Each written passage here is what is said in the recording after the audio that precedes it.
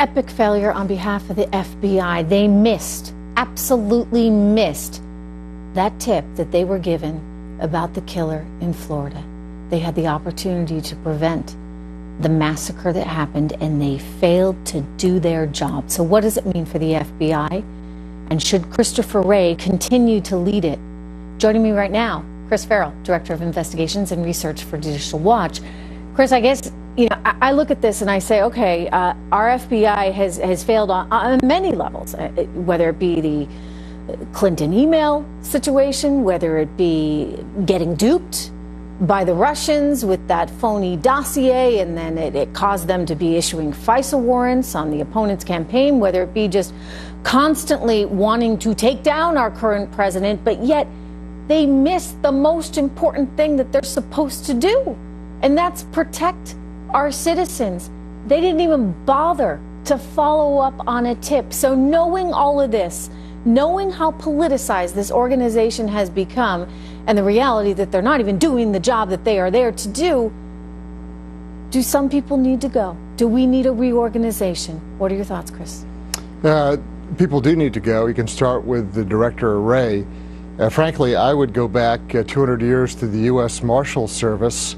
I would create a new division for investigations, and in about 6 to 8 months, I would shut the FBI down, and agents would be allowed to apply for or laterally transfer to a new investigative arm of the U.S. Marshal Service, and the FBI would cease to exist. Wow. That's my idea. Okay, so you're not even just calling for Christopher Wray to move on. You are calling for the organization, for the system. I mean, this is controversial, what you're saying. You don't want to see the FBI in existence at all in its current form.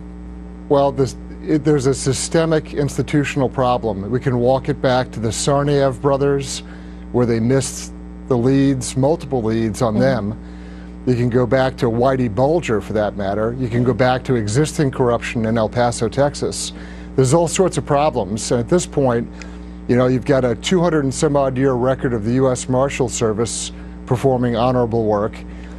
So let's create an investigative branch or division within the U.S. Marshal Service.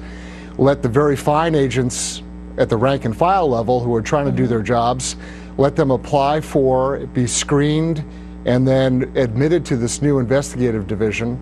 And then let's take what's left over of obviously a deeply flawed organization, certainly at the headquarters, and shake it out. And let's start over. We don't want to lose good people, and we don't have to. We can simply put them in a new investigative arm of the U.S. Marshal Service, an organization that has served honorably for more than 200 years. You want to start over, for real. Look, I think the reality is, I don't know if we'll get to that, Chris, but there should be some accountability. And I don't know if Christopher Wray is the right guy right now. In fact, I'd say he isn't, given that he doesn't even admit that there is bias to begin with at the FBI. I agree with you, but here's the problem. If nothing changes, nothing changes. Yeah. There's got to be a radical, very penetrating, severe examination, and you have to turn over some furniture here. We have to really reset the thinking. It's an institutional, cultural question. It's the entity itself has become poisoned. Yeah. All right.